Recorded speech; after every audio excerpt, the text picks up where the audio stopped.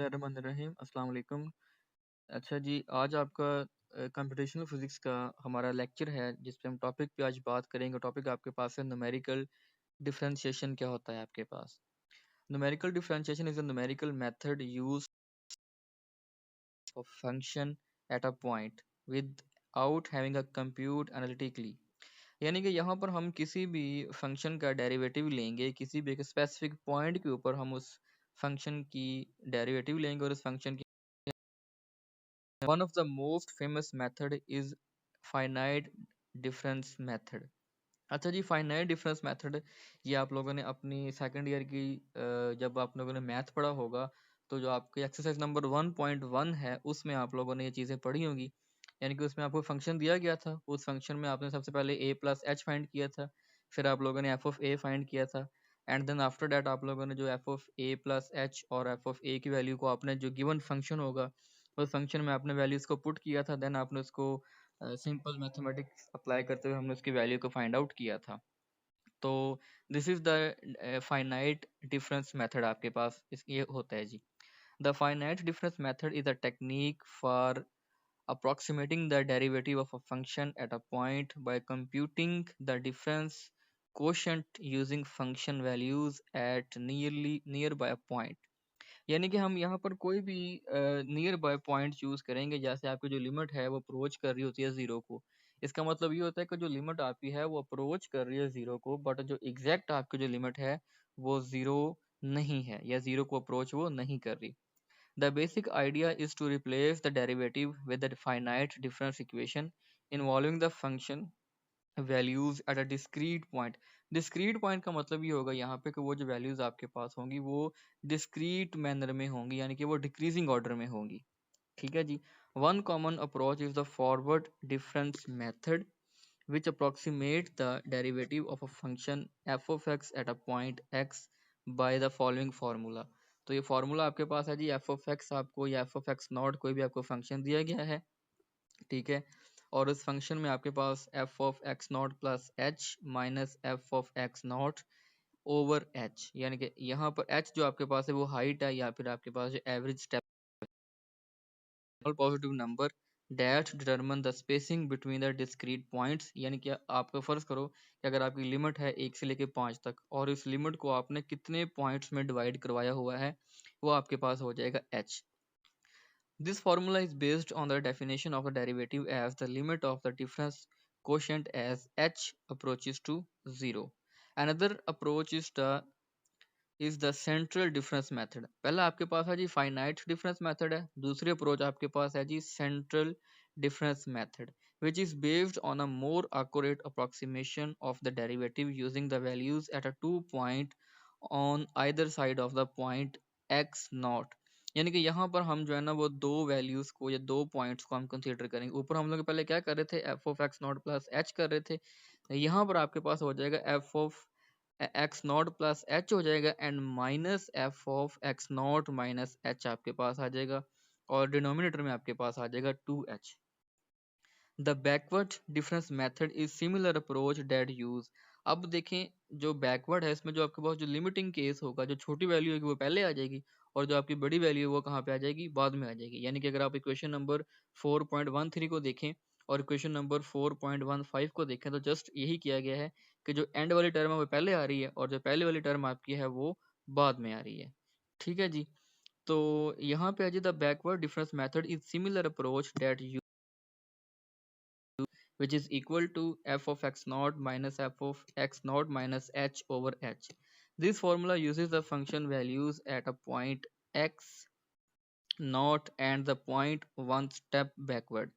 There are also higher order of finite differentiation method that use the more function values at a larger number of points to improve the accuracy. However, the method can be more complex and यानी कि आपके पास जो backward approach होगी this is not an easy step. यहाँ पर आपके पास जो है ना वो आपका जो फंक्शन दिया गया होगा उस फंक्शन को हमें जो है ना वो फाइनाइट टाइम्स में उसको हमें इवेलुएट करना पड़ेगा या हमें उसकी डिफरेंशिएशन करनी पड़ेगी। तो बेसिकली यहाँ पर हम जो है वो forward difference finite difference method या फॉरवर्ड डिफरेंस मेथड और सेंट्रल डिफरेंस मेथड को ही अप्रोच करेंगे। नेक्स्ट आपके पास अगर इसकी प्रोग्रामिंग की बात करें तो compile a C plus plus program to differentiate X square for X is equal to -1, यानी कि उसने यहाँ पर आपको एक फंक्शन दे दिया है और वो फंक्शन आपके पास क्या है जी, एक्स का स्केयर है और वो कह रहा है कि आपने इसकी वैल्यू फाइंड करनी है एक्स इज इक्वल टू 1 के ऊपर, यानी कि अब यहाँ पे आपको जो लिमिट है वो क्या है, एक्स इज इक्वल टू 1। तो फर्स्ट ऑफ ऑल हम क्या करेंगे कि ये जो आपके पास फंक्शन है इस फंक्शन को हम इसका डेरिवेटिव लेंगे या इसके ऊपर हम फॉरवर्ड अप्रोच या फाइनाइट अप्रोच अप्लाई करेंगे और इसके बाद फिर इसको हम वैल्यूएट करेंगे और देन वहां पर हम क्या करेंगे कि उस फंक्शन की वैल्यू को पुट आउट करेंगे। तो इस एग्जांपल में मैं आपको समझाऊंगा, लेकिन इसकी पहले प्रोग्रामिंग देख लेंगे। प्रोग्रामिंग क्या है आपके पास, hash include iostream using namespace FTD float में आपके पास आ जाएगा फंक्शन और फ्लोट एक्स, यानी कि जो एक्स की वैल्यू आपके पास है वो फ्लोटिंग वेरिएबल्स में होगी और फ्लोट के यहाँ पर कोई भी कांस्टेंट वैल्यू आ जाएगा।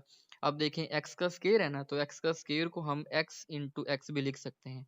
तो यहाँ पे आपके पास आ जाएगा K is equals to X multiplied by X और रिटर्न के आपके पास आ जाएगा। फ्लैट फॉरवर्ड डिफरेंस हम यहाँ पे अप्लाई कर रहे हैं, ठीक है जी, फ्लोट फॉरवर्डिंग डिफरेंस मेथड। तो उसके लिए आपके पास आएगा फ्लोट एक्स आ जाएगा और फ्लोट एच आपके पास आ जाएगा, यानी कि हम फ्लोटिंग में एक्स की वैल्यू देंगे और हम क्या देंगे वहाँ पे एच की वैल्यू देंगे एंड फ्लोट फंक्शन आपके पास जो भी फंक्शन आपको दिया गया होगा।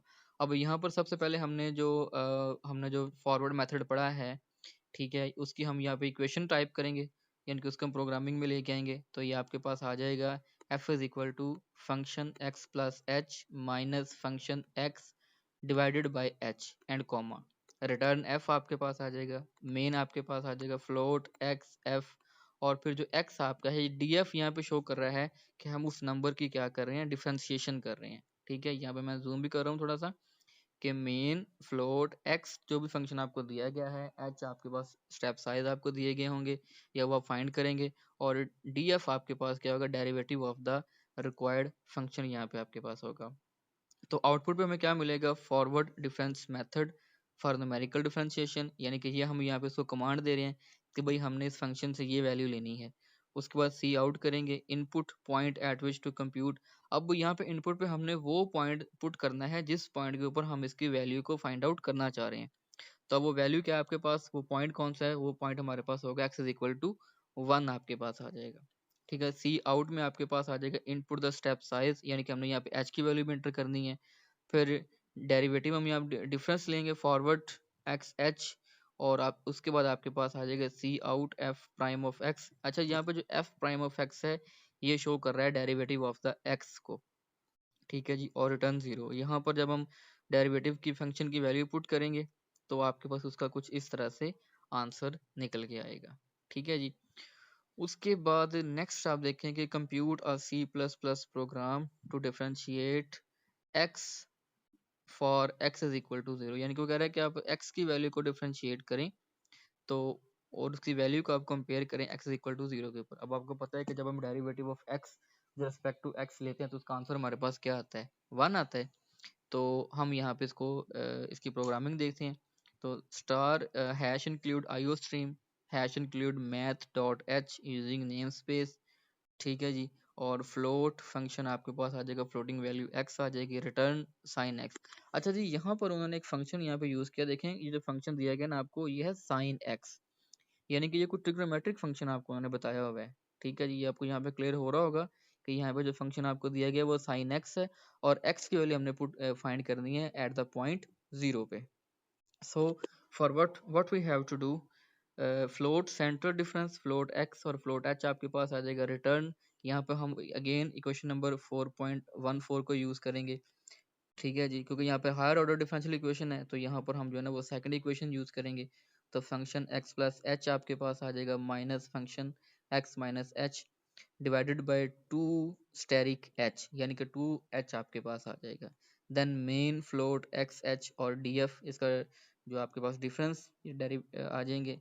नेक्स्ट आपके पास है सी आउट पे सेंट्रल डिफरेंस मेथड हम अप्लाई कर रहे हैं, यानी कि सेंट्रल डिफरेंस मेथड के अकॉर्डिंग हमें इस प्रोग्राम की वैल्यू मिलेगी और cout is the input point at which to compute the derivative. Cin आपके पास आ जाएगा एक्स, यानी कि यहाँ पर हम एक्स को कोई भी वैल्यू असाइन करेंगे और सी आउट के तौर पर हमें पे यहाँ पे मिल जाएगा स्टेप साइज आपको मिल जाएगा सी इन और डिफरेंस में आपके पास आ जाएगा central difference X H, and after we have the call function C out F prime of X आपके पास आ जाएगा, एंड रिटर्न 0 आपके पास आ जाएगा। तो इस तरह से आप जो भी फंक्शन को वैल्यू पुट करेंगे उसका आपको वो इनपुट और स्टेप साइज आपको वो निकाल के दे जाएगा।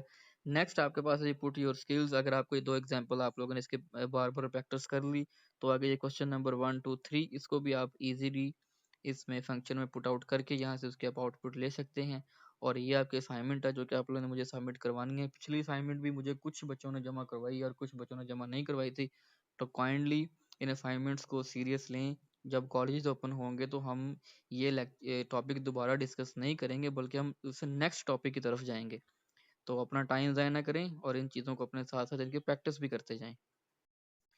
नेक्स्ट आपके पास है जी न्यूमेरिकल मेथड है, जिसमें हम ऑर्डर ऑर्डिनरी डिफरेंशियल इक्वेशन के बारे में डिस्कस करेंगे। ठीक है जी। तो this is article number 4.3। This is a numerical method for ODE. ODE stand for ordinary differential equations आपके पास होती हैं। यानी कि यहाँ पे D Y by D X और एफ ऑफ एक्स आपके पास है, D Y by D X F prime of X है। यानी कि देखेंगे इस फंक्शन की जो वैल्यू है वो स्मॉलर स्मॉलर एंड स्मॉलर आपके पास होती जाएगी जब उसका हम again and again and again derivative लेते जाएंगे।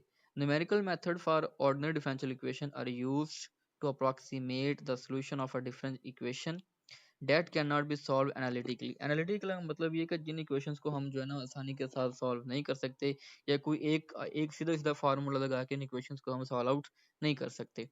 There are several numerical method available to solve the ordinary differential equation. Number 1 आपके पास है जी अर्लर्स मेथड है।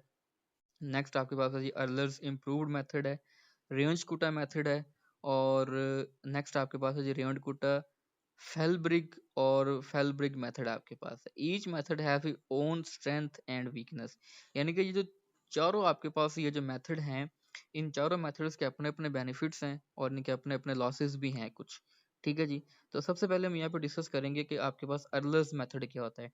अर्ली कैलकुलस में भी आप लोगों ने अर्लर मेथड के बारे में पढ़ा होगा और आप लोगों ने इसके कुछ न्यूमेरिकल और प्रॉब्लम्स भी आप लोगों ने सॉल्व किए होंगे।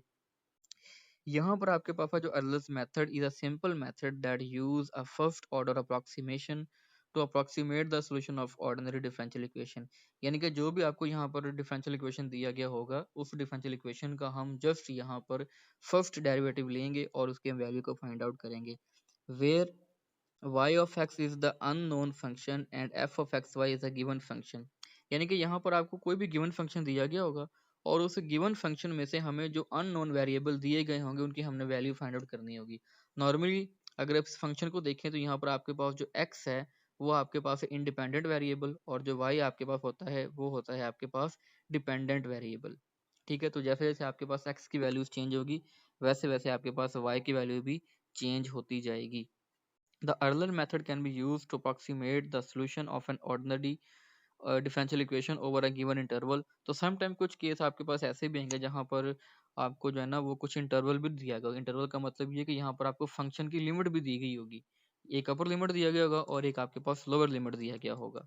And step size h is equal to b minus a over n, where n is the number of the steps। It work by using a slope of a tangent line at an initial point to estimate the value of the solution at the next point। तो y n plus one is equal to y n plus h multiplied by f of x n and y n. यानी कि यहाँ पर आपके पास जो n number of steps होंगे x के, यानी कि आपने एक्स को कितने स्टेप्स में, एक्स की वैल्यूज को आपने कितने स्टेप में सो डिवाइड किया है, और वाई की वैल्यू को आपने कितने स्टेप्स में डिवाइड किया है। तो एक्स एन प्लस वन आपके पास आ जाएगा X N plus H. The error of the Euler method is generally proportional to the H. Method can be very inaccurate for a large step size. यानी कि जो भी आपको इंटरवल दिया गया होगा अगर आप उस इंटरवल के जो स्टेप साइज हैं अगर आप उनकी वैल्यू को ग्रेटर करेंगे या उनकी वैल्यू को आप ज़्यादा रखेंगे तो वहाँ पर चांस ऑफ एरर जो है वो आपके इंक्रीज कर जाएंगे। लेकिन आप जो स्टेप साइज हैं उनको अगर आप देखें, अगर आपके पास दो लिमिट्स आपको दी गई हो, अपर लिमिट आपके पास 5 दी गई हो और लोअर लिमिट आपके पास 1 दी गई हो, और अगर आप इसको ऐसे करके 1 से 3 तक एक स्टेप बना लें और 4 से लेकर 5 तक अगर आप एक स्टेप बना लें, तो जब इसके ऊपर आप अर्लर इक्वेशन अप्लाई करेंगे उस फंक्शन का जब आप डेरिवेटिव लेंगे तो उसका जो आंसर आपके पास है वो इम्प्रॉपर या इनएक्यूरेट आंसर आएगा।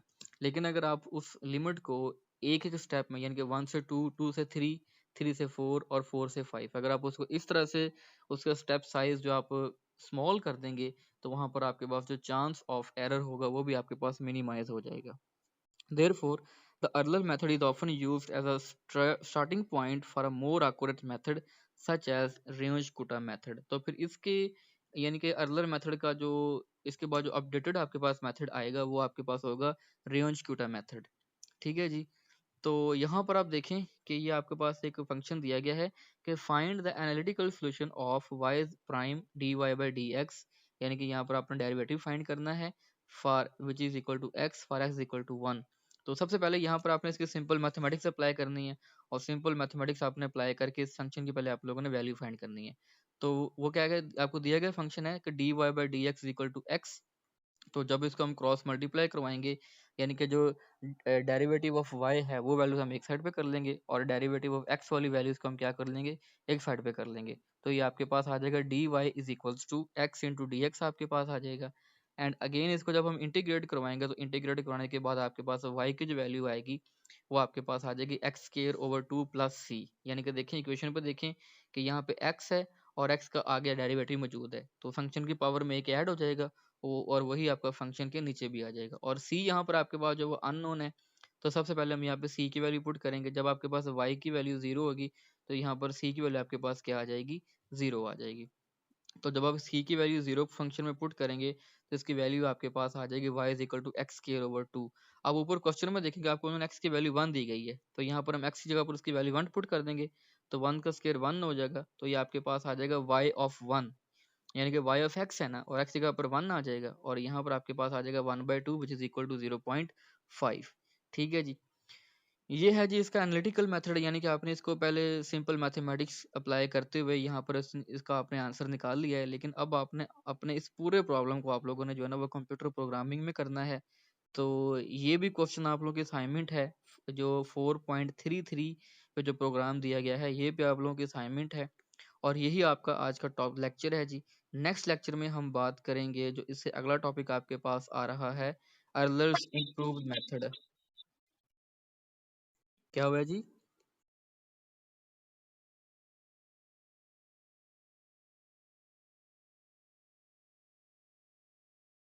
आप ना मुझे वो क्वेश्चन दोबारा सेंड करिएगा, मैं आपको उसका सॉल्यूशन दोबारा आपको शो करवा दूंगा। ठीक है जी, यहाँ पर हम एक सेशन कर लेंगे और उसमें लाइव आपको सारा समझा दूंगा मैं।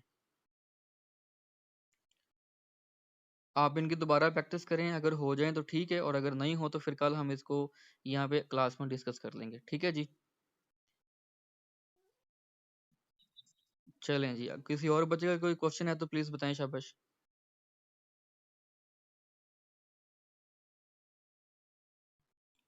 Any questions?